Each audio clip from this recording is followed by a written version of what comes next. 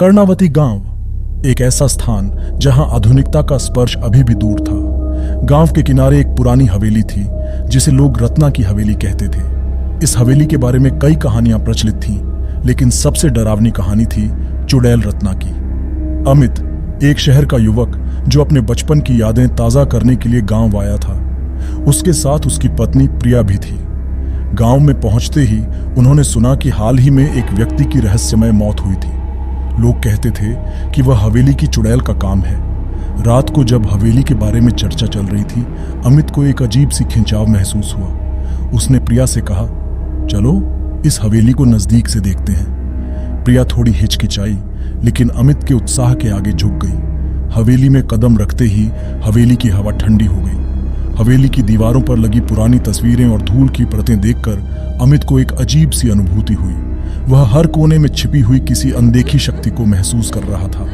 तभी अचानक एक तेज चीख हवेली के अंदर गूंज उठी। अमित और प्रिया भयभीत होकर भागने लगे, लेकिन दरवाजा अपने आप बंद हो गया। अब वे दोनों हवेली के अंदर फंस गए थे।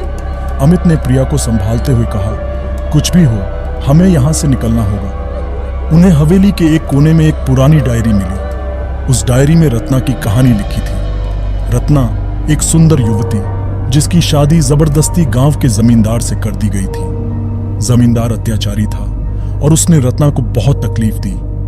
रत्ना ने एक रात प्रतिशोध लेने के लिए जमींदार को मार डाला और उसके बाद उसे चुड़ैल के रूप में श्राप मिल गया। डायरी पढ़ते पढ़ते अमित को अपने बचपन की एक धुंधली याद आई। वह याद रत्ना के साथ किसी अनजाने संबंध की ओर इशारा कर रही थी। तभी एक कर्कश आवाज ने अमित और प्रिया को चौंका दिया। तुम्हारा यहाँ आना कोई संयोग नहीं है अमित। आवाज हवेली के अंदर गूंज रही थी, लेकिन इसका स्रोत अनदेखा था। अमित ने हिम्मत करके पूछा, तुम कौन हो? आवाज ने जवाब दिया, मैं रत्ना हूं और तुम मेरे अधूरे काम को पूरा करने के लिए आए हो। अमित की आंखों के सामने अतीत की धुंधली छवियां उभरने लगीं। उसे याद आया कि उसके दादाजी ने उसे बताया था कि उनके परिवार का कोई सदस्य एक बार इस हवेली में रह चुका था। अमित को धीरे धीरे समझ में आया कि वह उसी रत्ना का वंशज था। प्रिया, जो अब तक सब कुछ समझने की कोशिश कर रही थी, उसने अमित से कहा, हमें यहाँ से बाहर निकलना होगा, नहीं तो हम यहाँ जीवित नहीं बचेंगे। अमित ने प्रिया की बात मानी और दोनों ने भागने की कोशिश की, लेकिन हवेली की दीवारें अब उनके खिलाफ थीं। हर रास्ता बंद हो चुका था। अचानक हवेली के अंदर का वातावरण बदलने लगा। हवेली का फर्श हिलने लगा और दीवारों से खून बहने लगा। अमित और प्रिया ने देखा कि रत्ना की आत्मा सामने प्रकट हो गई थी।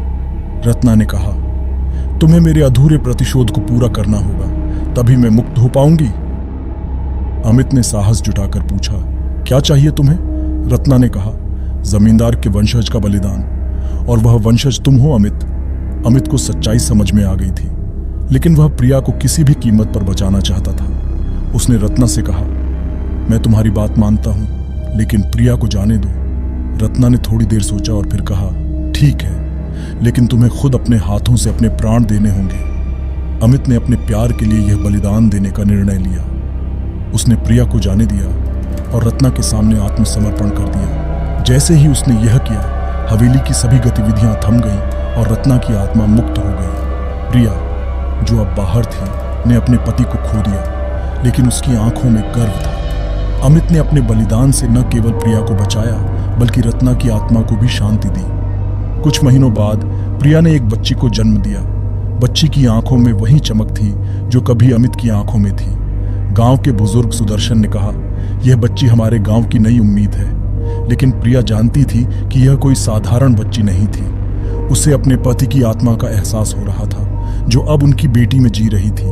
प्रिया ने अपनी बच्ची का नाम रिया रखा। रिया का जन्म गांव में एक नई शुरुआत का प्रतीक माना गया।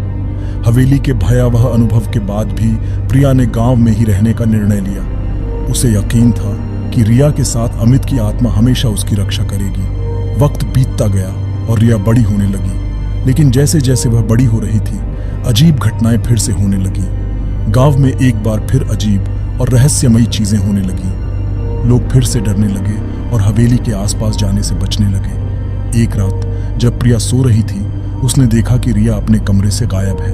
प्रिया घबरा गई और तुरंत रिया को ढूंढने लगी। उसे याद आया कि हवेली के पास जाते समय रिया अक्सर किसी से बात करती थी, जैसे कि वह किसी अदृश्य मित्र से संवाद कर रही हो। प्रिया ने साहस जुटाकर हवेली का रुख किया।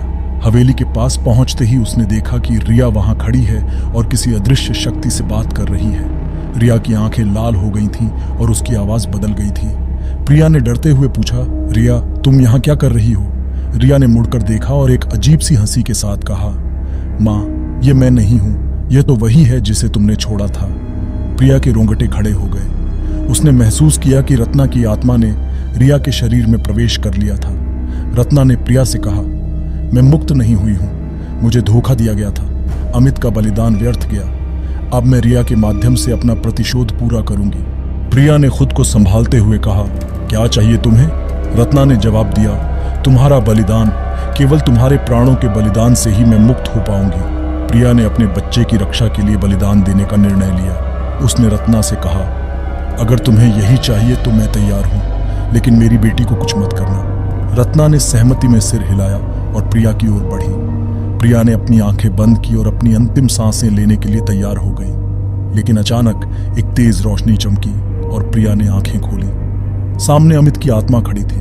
अमित ने रत्ना से कहा, तुम्हें प्रिया को नुकसान पहुंचाने का कोई अधिकार नहीं है, मैं तुम्हारे अधूरे काम को पूरा करने के लिए यहाँ हूं। अमित की आत्मा ने रत्ना की आत्मा को अपने साथ खींच लिया और दोनों आत्माएं एक तेज रोशनी के साथ गायब हो गईं। प्रिया ने राहत की सांस ली और रिया को गले लगाया। उसने महसूस किया कि अब सब कुछ सामान्य हो गया है। हवेली फिर से शांत हो गई और गांव में फिर से शांति लौट आई। कुछ साल बाद रिया अपने माता पिता की कहानियां सुनकर बड़ी हो गई। उसे अपने पिता की वीरता और बलिदान की कहानियां सुनाई गई। लेकिन एक रात जब रिया सो रही थी, उसने सपने में अपने पिता अमित को देखा। अमित ने उससे कहा, बेटी तुम्हें विशेष शक्तियां हैं, तुम्हें अपने और अपने गांव की रक्षा करनी होगी।